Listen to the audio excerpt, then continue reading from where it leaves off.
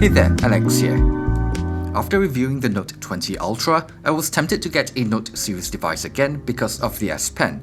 But even though the prices of the Note 20 Ultra has dropped quite a bit, it was still a bit too expensive for my taste, so I ended up picking up a used Note 10 Plus, and it has been my daily driver for a while now. If you've seen my review on the Note 10 over a year ago, you probably know how much I like the phone. However, I decided to go for the bigger model this time round because I'm consuming more content on my phone and a bigger screen will be nicer to draw on. There are a few extra perks for the Plus model, like the higher resolution screen, a micro SD card slot, a larger battery capacity, and here in Singapore, only the Plus model comes in white, which is my favorite color option.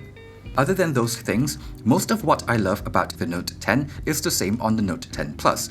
It has a great looking design that I think looks better than the Note 20 Ultra, the screen still looks fantastic even though it doesn't have a super high refresh rate, and it has all the extra features that you would expect from a flagship phone, most of which are similar to what you would find on the Note 20 Ultra, so in terms of hardware, it's actually holding up really well. In terms of performance, it wasn't an issue for me back then, and it's still the same today, even though I have the Exynos version here. It runs everything I need well enough, and in my day-to-day use, I don't do anything that would be intensive enough to throttle the chipset. The phone does warm up quite easily, but I think it's actually a little better than on the Note 20 Ultra, and not enough to bother me at all.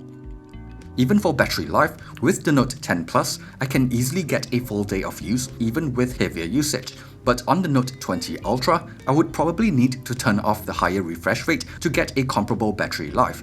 But if I'm going to do that, why would I bother with the Note 20 Ultra to begin with?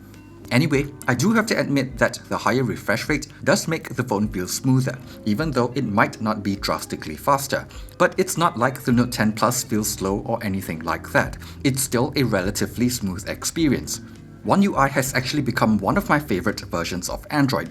I used to be all about that clean Android experience, but these days, it just feels a little restrictive and bare bones to me. Personally, I like the design language of the UI, and I like the extra features and customization options, so I don't mind the slower updates and the extra effort needed to disable some of the apps I don't use. In terms of the S Pen, like I mentioned in my Note 20 Ultra review, I don't really find any of the newer features that useful.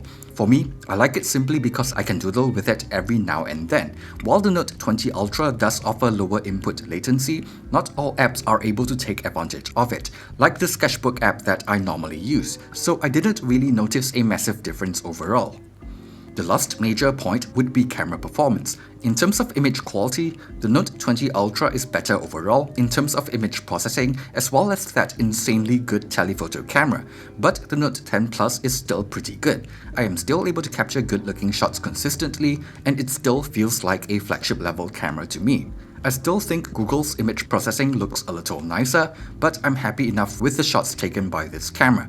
Anyway, I'll have a link in the description below with everything I took with the phone, so you can see for yourself whether it's good enough for your needs. Overall, the Note 10 Plus is still such a great device. Even coming from the Note 20 Ultra, I don't really feel like I'm missing out on much, at least when comparing the Exynos variants of both phones.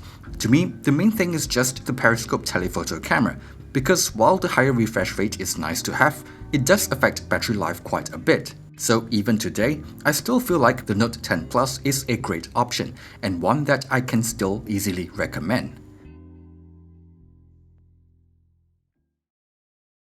Thanks for watching this video, and see you guys on the next one.